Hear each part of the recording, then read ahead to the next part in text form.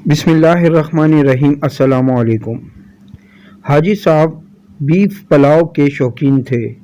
کیونکہ حاجی صاحب کے ساتھ یارانہ تھا، لہٰذا حاجی صاحب ہفتے میں 2 بار زبردستی بیف پلاؤ کھلانے لے جاتے۔ ان دنوں بابا چاول والے کا طوطی بولتا تھا۔ بابا کے منفرد انداز اور انکساری نے کاروبار میں برکت ڈال دی تھی۔ بابا جی گاہکوں کو ترازو میں تول کے چاول پروستے۔ لذیذ بیف پلاؤ میں چاول کم اور بوٹیاں زیادہ ہوتی۔ شاید یہی وجہ تھی کہ بابا کے پاس ہر وقت رش لگا رہتا تھا۔ قطار میں کھڑے انتظار کرتے گاہک اکثر دھکا لگنے سے الجھ پڑتے تو بابا جی ہاتھ تیز کر دیتے، بجلی کی رفتار سے اخبار پھاڑ کر ترازو میں بچھاتے، اس پر چاول گراتے، پلیٹ میں منتقل کرتے اور 2 نلیوں سے گودا نکال کر چاولوں پر انڈیل دیتے۔ بابا جی دن میں کم از کم 10-12 دیگیں بیچ لیتے، اللہ کا شکر ادا کرتے اور اگلے دن کی تیاری میں مصروف ہو جاتے۔ بابا جی کے بیف پلاؤ کھاتے کھاتے مجھے پہلوانی کا شوق چڑھ گیا۔ کم و بیش 3 سال گزر چکے تو میرا پہلوانی کا شوق بھی عروج پر جا پہنچا۔ میں صبح شام چوتا باندھ کچھا پہن کر اکھاڑے میں پہنچ جاتا، وہاں خوب کسرت کرتا، مٹی میں لوٹ پوٹ ہو جاتا، واپسی پر خواہ مخواہ وزنی کام کرتا، کبھی پانی کے بھرے ہوئے گیلن اٹھانے لگتا تو کبھی گندم سے بھری بوری اٹھانے لگ جاتا۔ پھر مجھ پر کالی کاجل زدہ بڑی آنکھوں اور دراز پلکوں کا اثر ہو گیا اور ساتھ طبیعت میں تھوڑا ضد کا عنصر شامل ہونے لگا۔ عجیب کیفیت تھی۔ گھنٹوں گرم دھوپ میں چلنے کے باوجود گرمی محسوس نہیں ہوتی تھی۔ ہاں کبھی کبھار غصہ آتا تو دروازے کی شامت آ جاتی، دروازہ ٹانگ مار کر بند کرتا۔ اس بدتمیزی پر دوست احباب اور گھر کے افراد سمجھاتے تو میں چیخنا شروع کر دیتا، شاید سمجھنے کی صلاحیت سے بھی عاری ہو چکا تھا۔ اپنی اس کیفیت کا حاجی صاحب سے تذکرہ کیا تو معلوم ہوا حاجی صاحب بھی کسی عفیفہ کے عشق میں چور ہو چکے تھے۔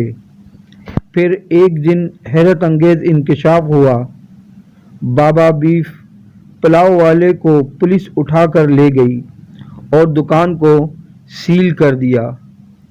روزانہ بیف پلاؤ نوش فرمانے والوں میں غم کی لہر دوڑ گئی۔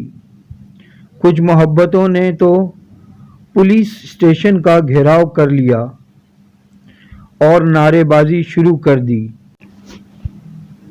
ہم بھی اس کار خیر میں پیش تھے۔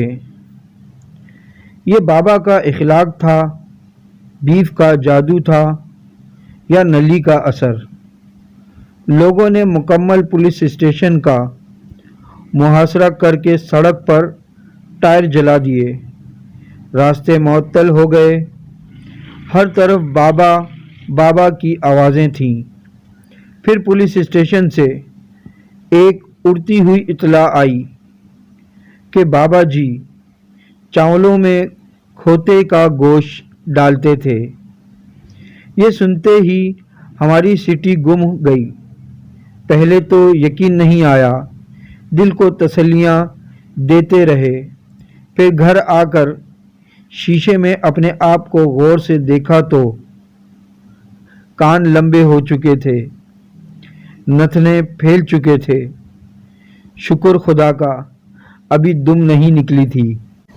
دماغ گھوم گیا، پھر پھر کر کے سر کو جھٹکا تو چکر آنے لگے اور خیالات کی کڑیاں ملتی چلی گئیں کہ پھر تو کھوتا کرتا ہے۔ مجھے پہلوان بننے کا شوق نہیں، مٹی میں لٹڑیاں مارنے، وزن اٹھانے، ٹانگ مار کے دروازہ بند کرنے کی وجہ سامنے آنے لگی۔ غصے میں ہنہنانے کا راز افشا ہوا۔ مجھے جس کاجل زدہ موٹی آنکھ سے عشق ہوا تھا وہ آنکھ کھوتی کی تھی۔ ایک ہفتے بعد بابا جی کی دکان کھلی تو پہلے سے زیادہ رش تھا۔ وہم دور کرنے کے لیے بابا کے پاس جا پہنچا۔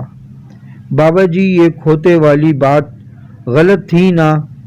بابا جی نے بہت انکساری سے سنہرے الفاظ میرے کانوں میں گھسیڑے۔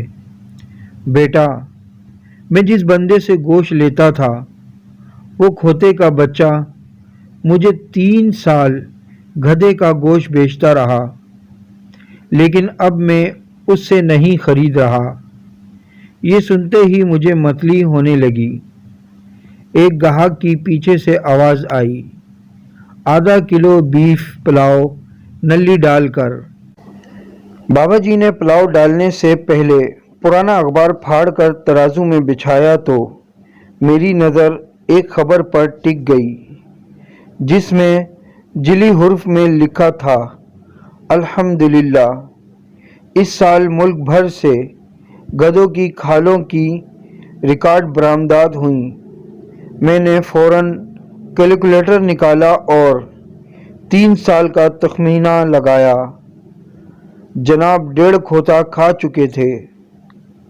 فوراً حاجی صاحب کو فون ملایا تو مریل آواز میں بولے، یار میں تو 3 ٹاپ گیا ہوں۔